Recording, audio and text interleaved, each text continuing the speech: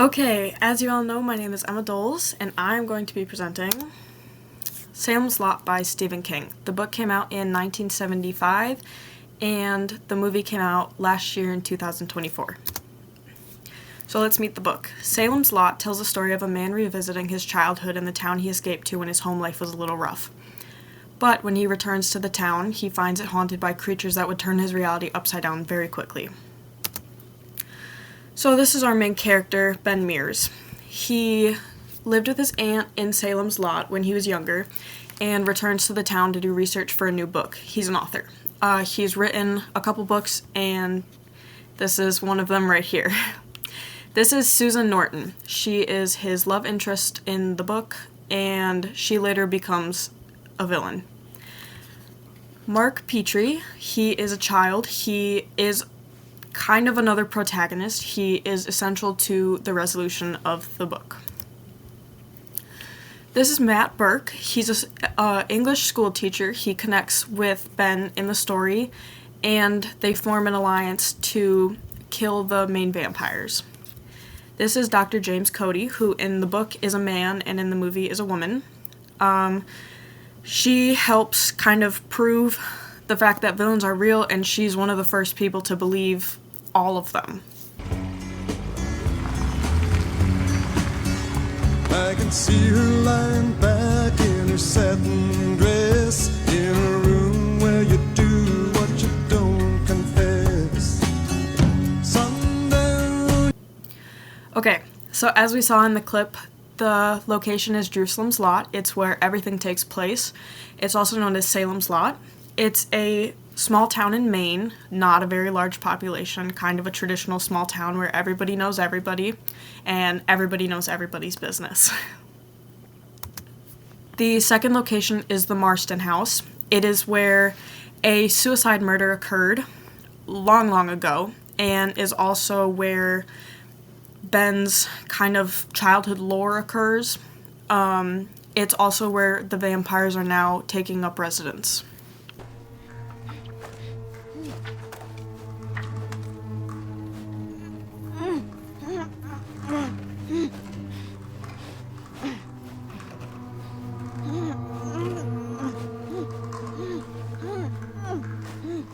Alright, the clip is kind of, you can't really understand it without context, so let me explain.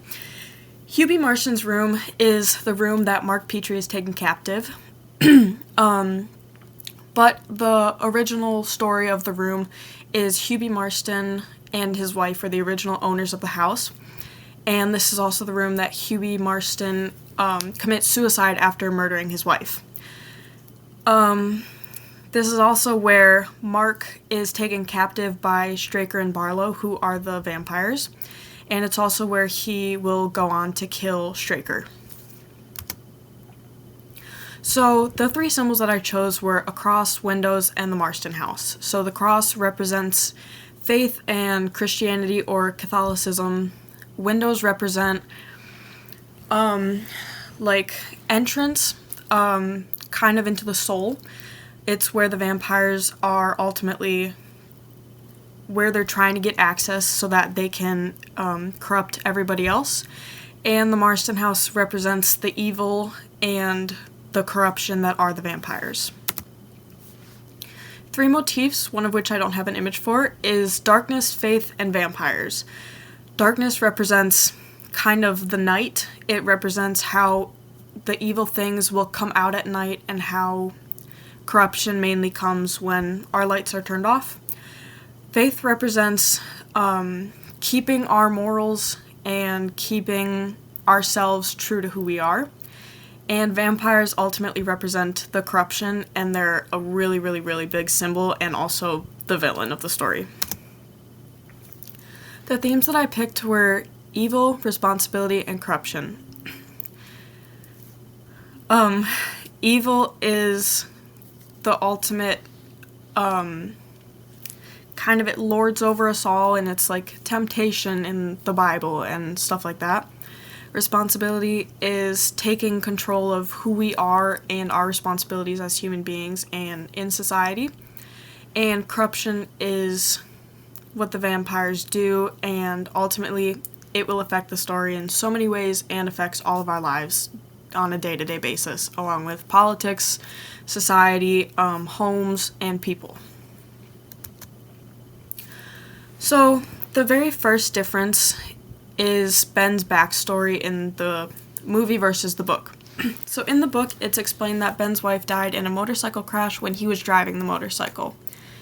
Also, he goes on a picnic with Susan kind of right after they first meet, and he talks about his history with the Marston house, which is the entire reason that he came back, and also basically what he's writing a movie about.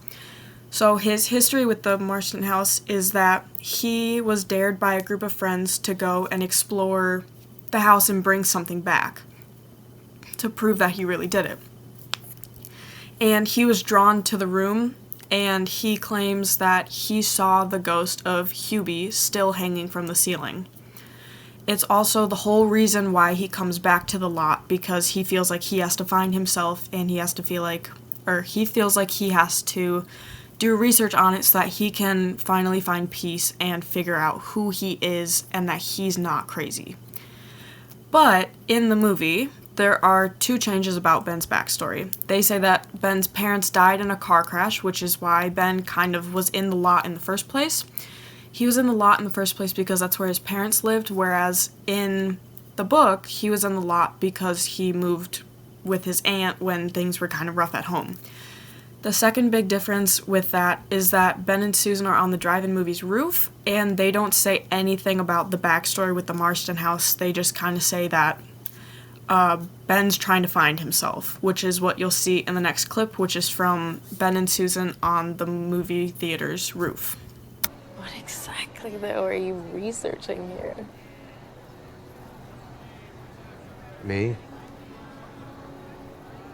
I don't really have much of a story either. I've always just written other people's stories. But my parents died in a car accident when I was 9, so I left here to live with extended family. But it's always felt like I ran away. So my coming back to Salem's Lot is like My way of reclaiming home. All right. The second big difference in the story is Susan's mother and family. So, in the book, it doesn't explicitly state what happens to Susan's family, aka her parents, at the end, but the one thing is mentioned is that Ben repeatedly comes over for, dinner nights, and they grill and they barbecue and they do stuff in the back.